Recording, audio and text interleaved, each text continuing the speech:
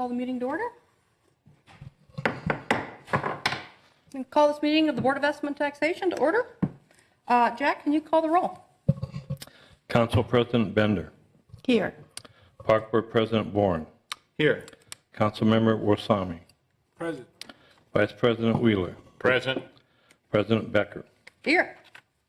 Motion to adopt the agenda. So moved. Second. All in favor say aye. Aye. All opposed? All right, Jack, new business, item 1. Item 1 is based on the mayor's August 15th budget that lays out the levies by the individual levies and the draft resolution for charter compliance and truth and taxation compliance is attached in draft form. The protocol in the past has been for one of the city council members to move the mayor's budget as a starting point. Do I have a council member who would move the mayor's? So moved. Do I have a second? We have to move the mayor's budget onto the floor, and then the way this usually works is if we're going to amend, then we amend from that. Second. Or perhaps the mayor would like to. Right here. Motion's been made and seconded. Motion has been made and seconded. Mr. Fry, the motion has been made and seconded to move your budget onto the floor. And would you like to speak to that motion? I support the motion. That's as few words as I've ever heard. President Becker, I have a parliamentary question with following along here. Jack is, maybe recognized, President Becker. Oh. Mr. Thank Bourne. Jack, is the park board's levy request in this resolution or the, This is the mayor's August 15th budget request. okay, I believe that what you're referring to is the item the park board took up at the first meeting in September, which was subsequently signed by the mayor, which with regards to the Park and Recreation Board is $100,000 higher than the proposal in August, which is what's in the current. So this first motion is not inclusive of the park board motion, Right, is the that first correct? motion as a starting point is the mayor's August budget.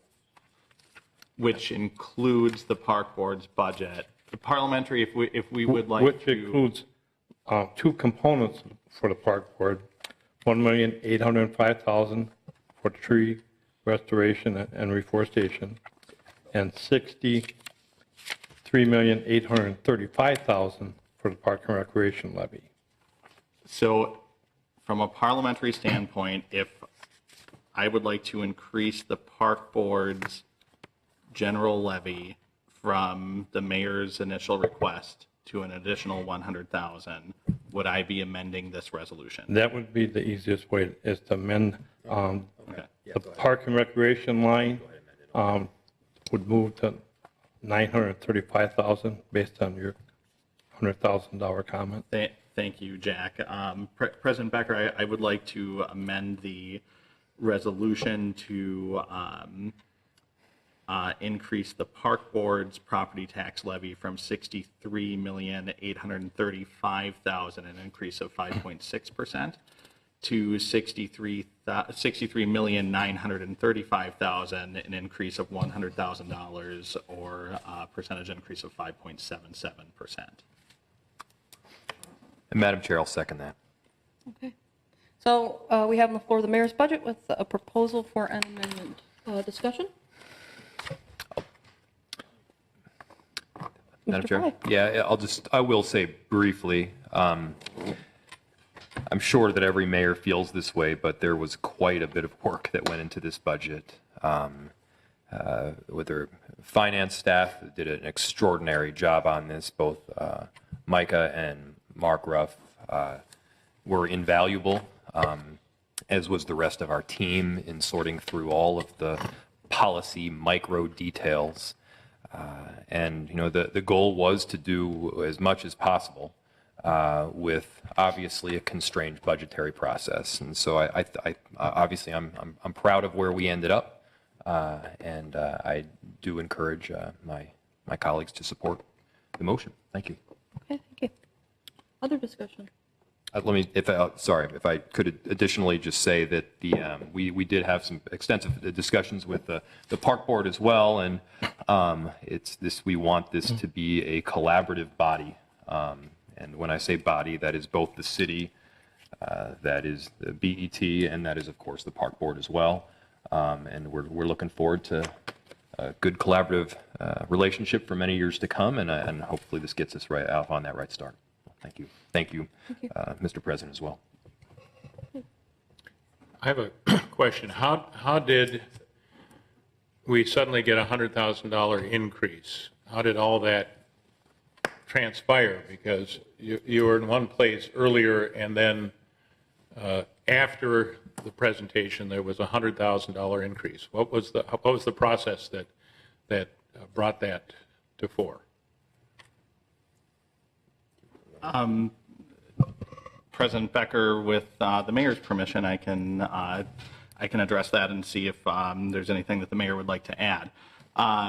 In our budget conversations and our budget discussion, I also want to congratulate Mayor Fry and thank Mayor Fry.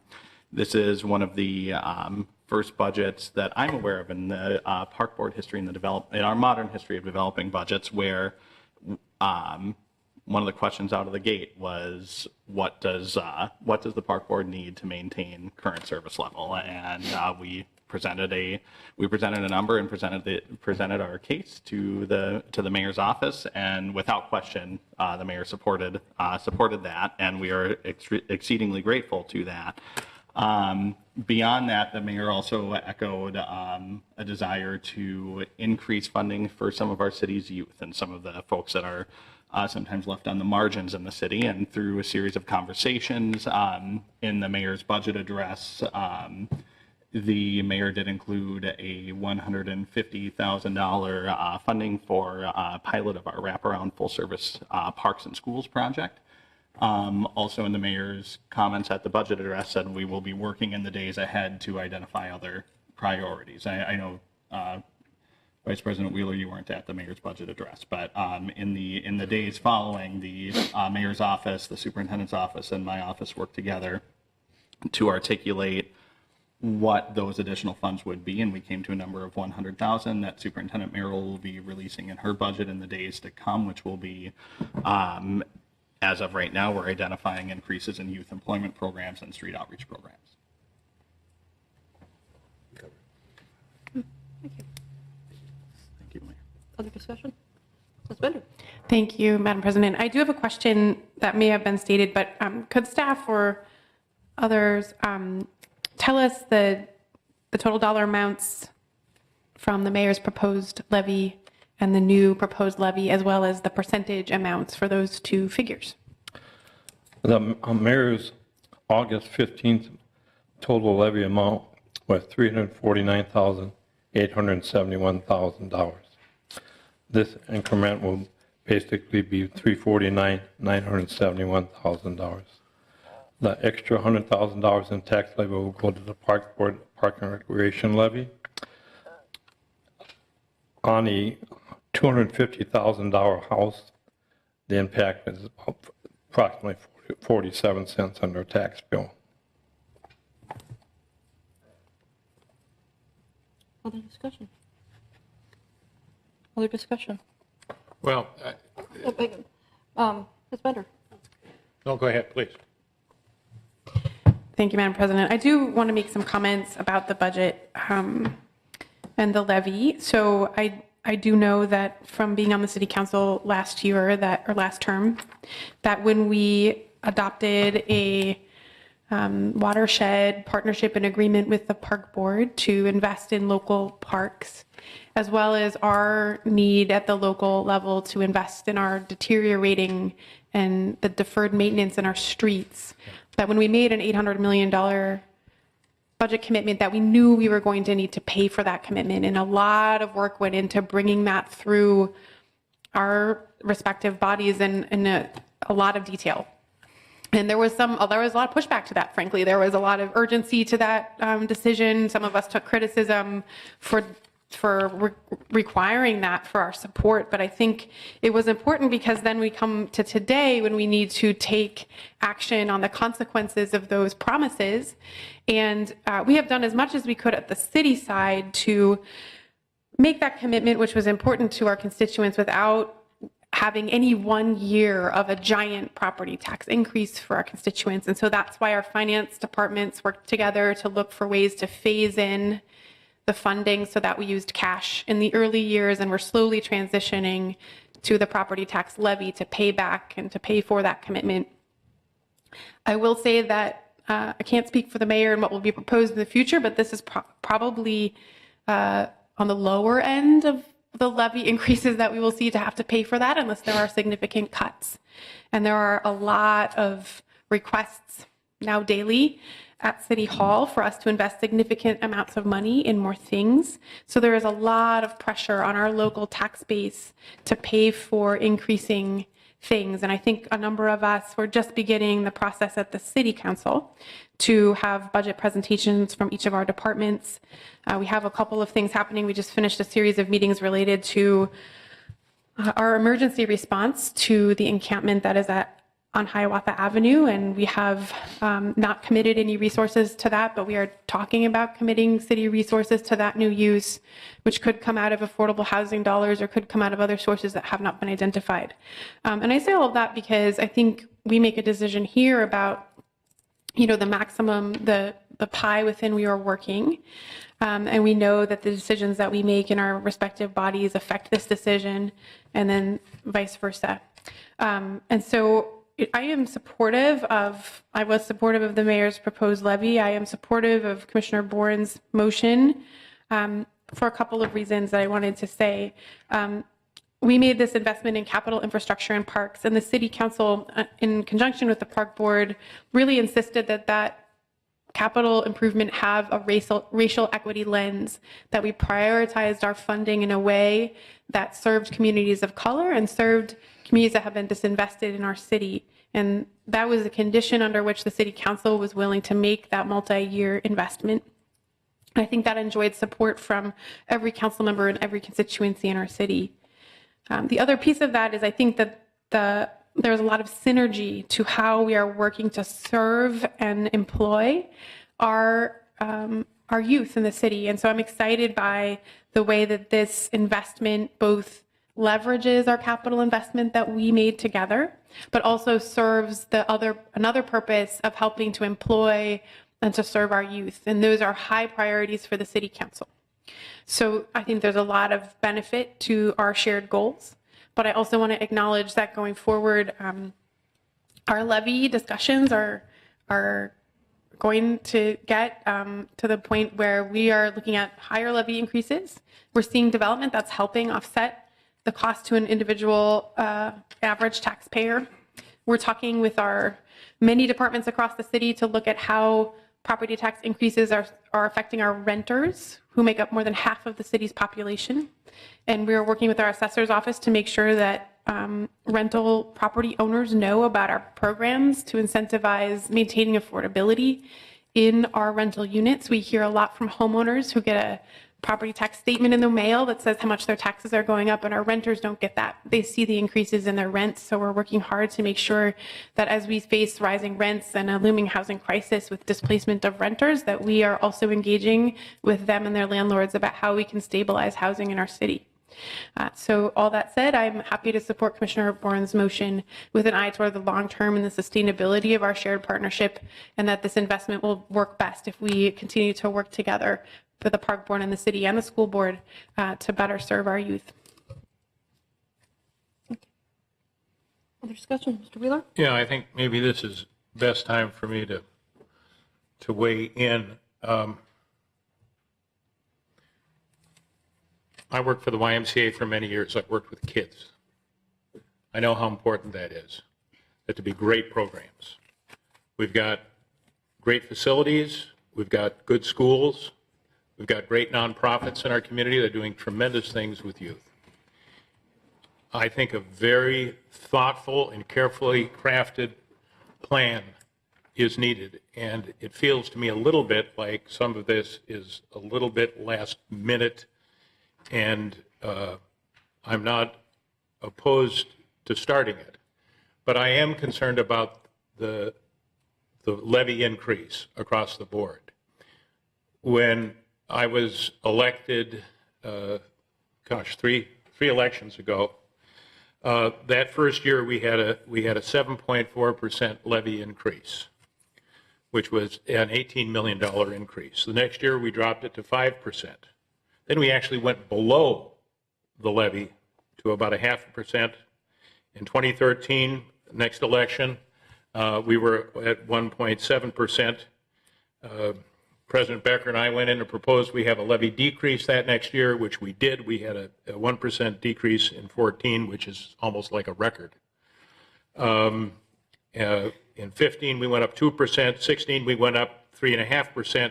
17, we went up 5.5%. This year, it's 5.5%, and proposal for next year is, 5.6456, depending on what we end up with tonight. Here's my concern. Not only, and I'm in favor of taxes, I'm in favor of good government and good governance, but I don't believe that things should be done for political payoff or should be done to for political reasons and the next election. I think things should be done because they're really important to do, and taking care of our young people in this community is an important thing.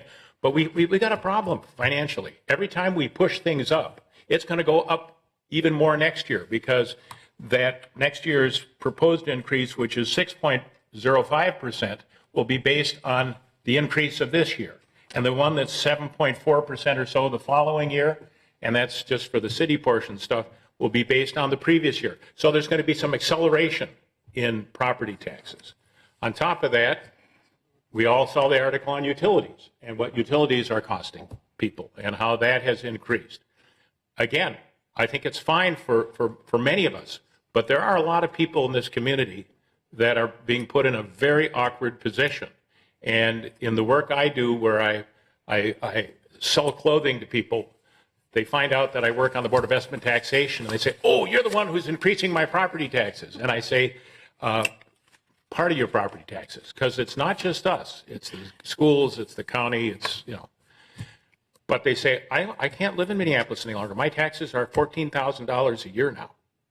And when I started, they were about $4,000 a year. And when my kids graduate from school, I'm going to move to Richfield. Well, Richfield's a nice community, but I'm concerned that the acceleration that's coming about because of this is going to put us on a very difficult slope.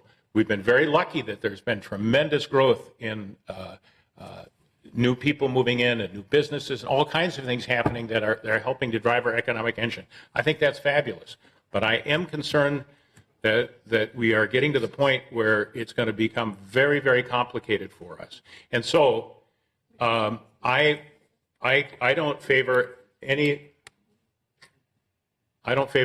larger increase than a 5% this year. I would love it to be more. I think it's dangerous to do that, and so I will not be supporting the mayor's motion. And it's not because I don't believe in a lot of the stuff that wants to be done. It's because good governance, from my perspective, and having been elected 3 times citywide, I feel like I need to represent the entire city and not just a portion of the city. And that's where I am at this point, and I respect my colleagues, but that's, for me, the reality. Are you making a substitute motion, or are you just making a statement? I'm making a statement. I'm not going to make a substitute motion. I think people will vote as they choose to vote, and we have to honor and respect that. Okay, thank you. Mr. Fry. Thank you, Madam Chair. I will just say briefly that first, I do appreciate Commissioner Wheeler's concern and commitment to the fiscal realities that residents in Minneapolis face in terms of their property tax increases. I also wanted to note that we when we do budgets, we have projections that in many cases go out several years. The vast majority of each budget is already baked in. So yes, you can do significant pieces in some instances around the edges. But this year, the anticipated increase was 5.65, I believe. And that's pretty much exactly what we ended up on. There were some unexpected savings that we had received through our city organized health insurance plan, and there were some additional costs as well. But at the end of the day, we ended up where was originally expected. Thank you. I will not be supporting this either. I am a parent, and I get what it's like to have a kid, and it's damn hard to afford them. I will just say that. And taxes are getting really high. Under this scenario, 20% of the city is going to see a 10% increase or more in their taxes. And that's not including the school board referendum that's coming up. And I looked at that 5 years, and we're looking at a 7% in the out years. There's a 9% in the out years. And I don't know how we maintain an affordable city under those kind of numbers. I think housing affordability is so important, but the higher the taxes go, the harder it is to live in the city. I did fight to maintain our neighborhood parks. I spent 3 years working on that initiative. I know we need to fund that. And I do support Mr. Wheeler's idea of at least a 5% instead of a 5.7.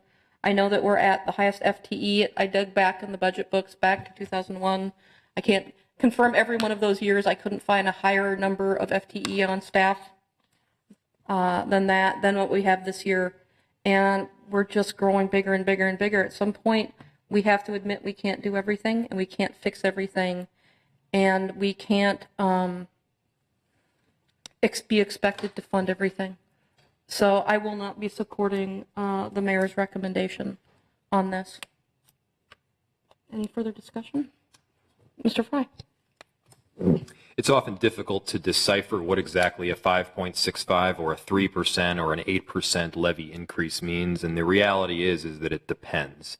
It depends on a number of different factors, first of which is in order to capture the increased revenues generated by a parcel that did not previously have a building on it, you need to increase the tax levy. So, you know, there's a parcel, for instance, in the 3rd Ward that presently generates somewhere in the range of $35,000 or $40,000 in tax revenue, but with a building on it might generate $2.5 million in tax revenue. To recognize that additional revenue that is coming into the city, you need to increase the levy. Does that mean that everybody is suddenly paying that $2.5 million more? No, it doesn't. It means that we are capturing the additional value of the parcel with the building on it. Mm-hmm. The second piece that I want to point out is that when we do these budgets, the 5.65% or whatever it ends up being is not necessarily the percentage that your individual property taxes are going up. And I really know a lot of people on the dais already understand this, but I think it's worth repeating.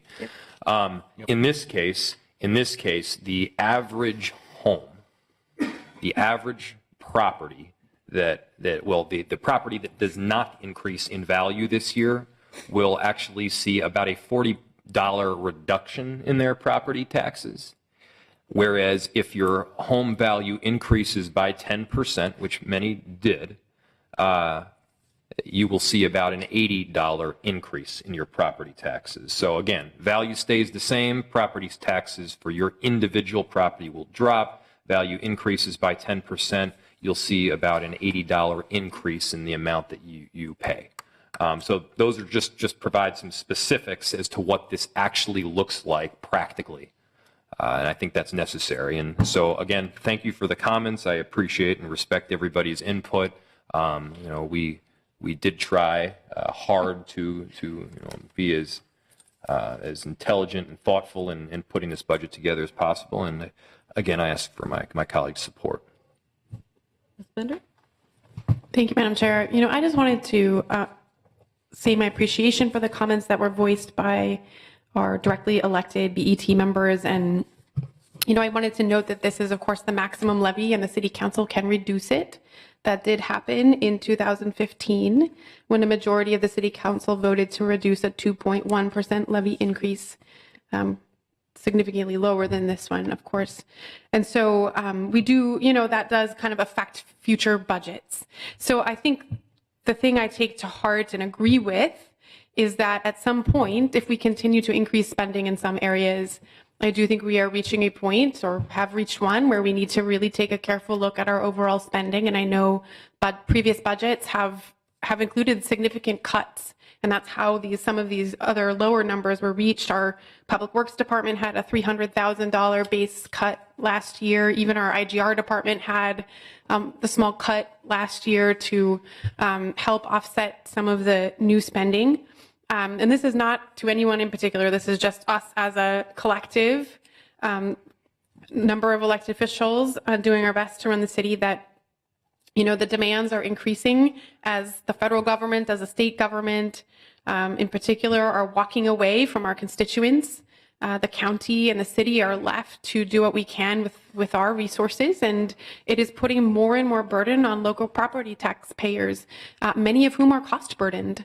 And I share the concern that we are further burdening cost burdened renters in particular, because they are so sensitive to price increases in their housing stability. But we also hear from all kinds of homeowners who have fixed incomes and other constraints that are affected by property taxes. And so earlier in the week, the council asked staff to come to us with some recommendations for sustainable sources of funding for affordable housing that might come from sources other than property taxes. I know other cities across the country are looking at these issues too, but we don't have a lot of options, and we often have to go to the state for permission for those alternative sources. And so I think that overall, I think our values are very aligned, and we are working together to try to invest the resources along with those values, but also with an eye toward not making problems worse as we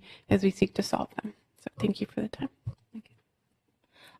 Mr. Fry, I appreciate how hard this job is. I have done a mayor's budget in the past. It is extremely difficult. And in fact, just to let you know, when I worked for a previous mayor, we had a sign when I would show up to talk to her about the budget. It was because she would then run away sometimes because she didn't want to talk about it because it was so hard.